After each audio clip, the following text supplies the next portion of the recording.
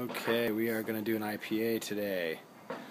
We've got 12.5 pounds of 2-row.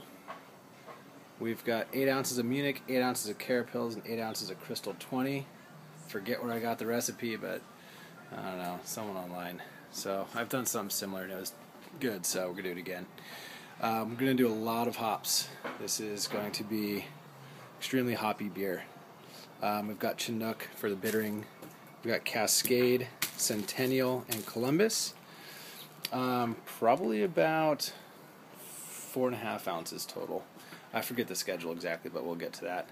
And here's my burners. That's my kettle. Right now I've got water in that left one. That's my hot liquor tank.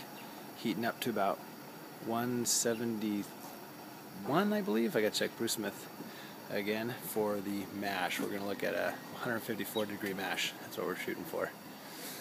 With 14 pounds of grains, 1.25 quarts of water per pound gives us about 17.5 quarts of water in there. San Diego Super Yeast, WLP090. About a 1,500 milliliter starter made a couple days ago with about a cup of DME. Okay, so I've got about 170 degree water going in there. BrewSmith says about 165, but that never gets it up to temperature for me, so I'm trusting in my experience and bringing it up to 170. We'll see how it works.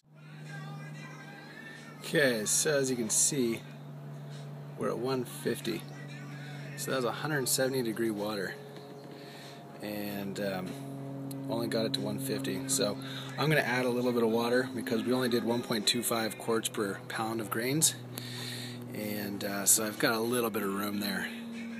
So I'm going to add some more really hot water to get this up. BrewSmith said 165 degree water. I used 170 and we're still not there. So, you know, you really got to do it for yourself and just kind of know your own process. Okay, so I had to add just under a gallon of just about boiling water to get that from 148 up to 154. But now we're sitting pretty at 154 and about 1.5 quarts of water per pound of grains, which is fine. That should be okay. A little soupy, but no big deal. Okay. Now that we've had this sitting for an hour, we're going to do the Vorloff, which basically is draining little by little here.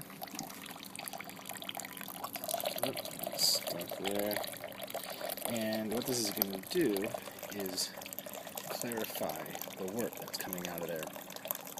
So we'll fill this up and then dump it back in the top very carefully and slowly.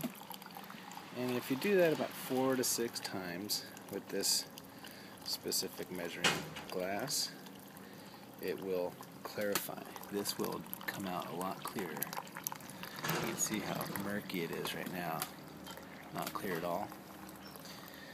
So I'll show you in a little bit. Okay, I just did the Vorloff 6 times. Now you can see it's coming out real clear. That's what we're looking for. So this time, usually what I do is let this drain all the way and then put more water in here, about 4.5 gallons.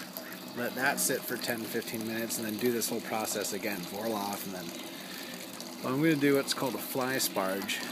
And what I'm going to do is, as this is draining out, I'm going to take that water, which is a sparge water, and with that little measuring cup, I'm going to keep feeding the mash tun new water on top to keep it about an inch above the grain bed. You never want to see the grain bed get dry.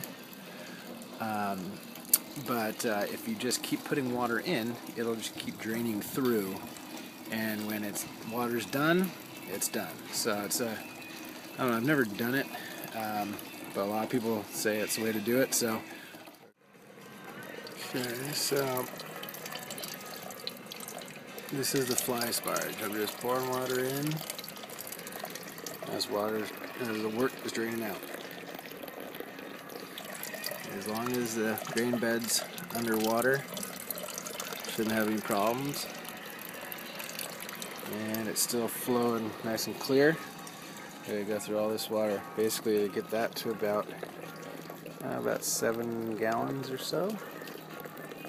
What we're looking for. Anyway, here's the boil.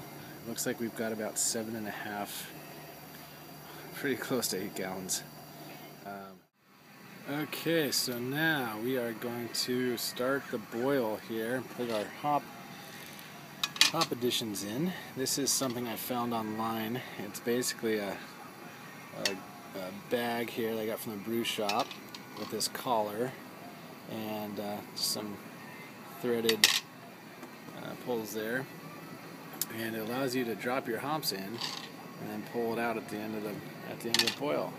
It's really handy especially for leaf hops that usually clogs up your spigot when it comes time to drain it.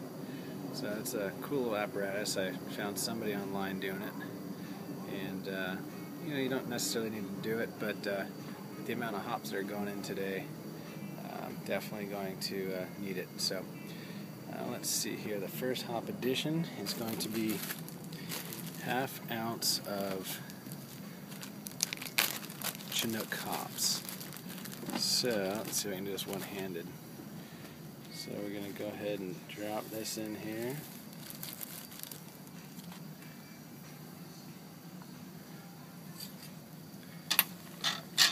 Get it all in there.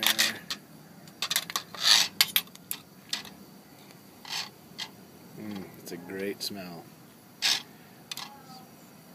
So that's our bittering hops.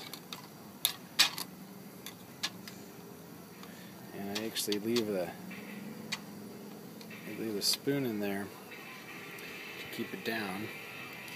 And the spoon doesn't ever get that hot, surprisingly. But there you go. So there you go. So now we're off. First hop addition. Okay, just a little explanation of how I do my cool down. First of all, the coil is going to go into the boil for about 5 minutes just to sterilize it. And then what we're going to do is we got this tub here. And normally with the coil, you run the cold water or the hose water through the coil and you put that into the actual kettle. But before it goes in the kettle, I'm going to wrap the hose around here, fill it with ice. That way the water that is going to go through the coil is cooled down before it does. The kettle is going to sit right on top, so it's going to be in an ice bath, and so that's one factor, the ice bath. And then the second is the coil that you put in and out and move it around inside the kettle, and hopefully the cold water in the hose cools it down. So you're cooling it from the outside and from the inside, and it works pretty well. It goes pretty quick. So, okay, coming down to the wire here. So I'm going to grab this bag here, let it drain off as much as possible.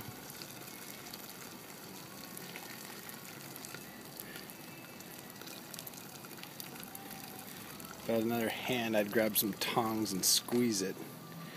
But what are you going to do? Okay, put this over here. I'm going to grab the coil, set it in here, and let that thing sterilize for 5 minutes. Now we're going to take a extremely hot wort over to the cooling station.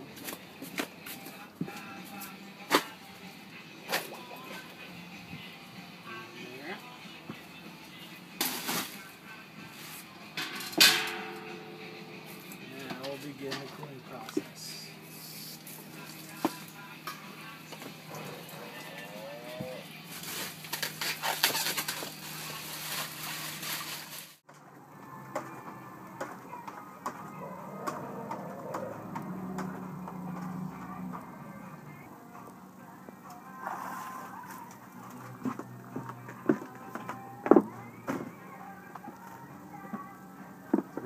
cool down method.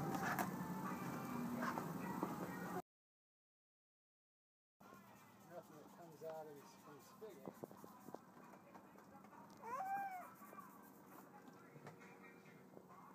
Extra hot water off there. If you give it a good swirl,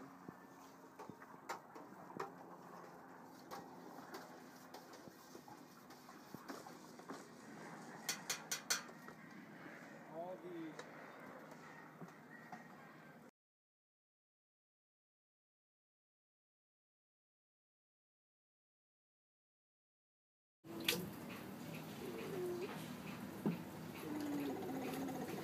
as you see, there's nothing in there. No hops, no trout, no hop break, nothing. Just good beer. At 78 degrees, it'll probably be down to 76, 75 when this is done. So it'll be at a good yeast pitching temperature. We're going to dump it in. And the last thing we're going to do